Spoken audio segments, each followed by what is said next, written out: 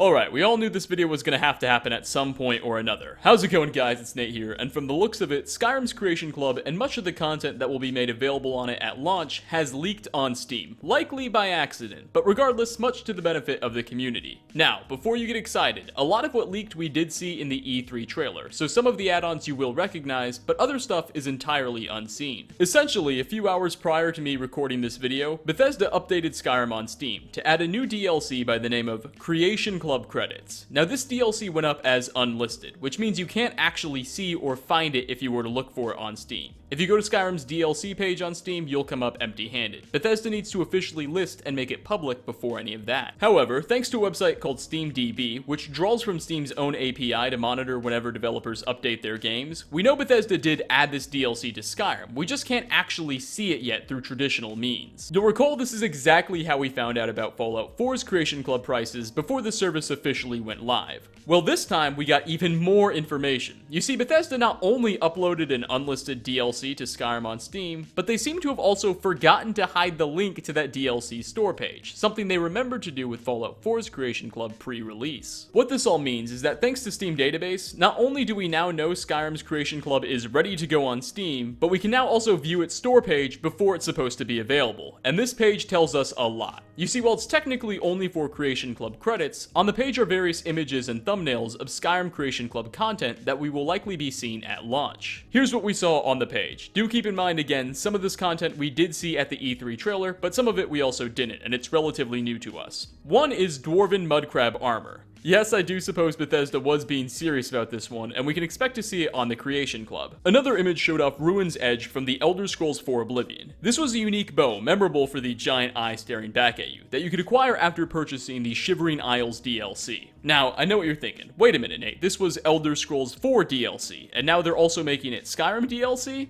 Oh yes! The next image we got to see was the Crusader Relic Armor set from Oblivion as well. This one was available within the Knights of the Nine DLC pack in the Elder Scrolls 4. Also, we got a look at a fantasy sword. Personally, I thought this deeply resembles the Sword of the Crusader from the Elder Scrolls 4 Oblivion, which is uncoincidentally also part of the Knights of the Nine DLC and goes along with the Armor of the Crusader set. However, upon looking at it a bit closer, I've realized that they might not be the same thing. I'm not entirely sure what sword this is supposed to be, if it is a reference to an older Elder Scrolls game or some other fantasy genre. Whatever it is a fantasy sword. And finally, perhaps the most enticing of all the images we got to see was simply the word survival in front of a logo, implying that we will be getting a survival mode Creation Club add-on similar to the update we saw get released for Fallout 4 later in its life cycle. Obviously, we're not sure how the mechanics of this one will work, but it will likely be similar to Fallout 4's survival mode. That concludes all of the images that we saw on the store page. Although do keep in mind, it's very probable that there will be more Creation Club content available at the service's release, which is also probably coming very soon. Whenever a developer uploads a hidden DLC to a game, it usually indicates that it's pretty much completed, and will be going live very soon. They upload them early just to avoid any potential mishaps on the actual day of launch. Furthermore, even more damning, Fallout 4's Creation Club went live on August 28th, and it's currently September 26th as I record this video. So Bethesda is probably intentionally going to be releasing the platform on Skyrim exactly 1 month after Fallout 4.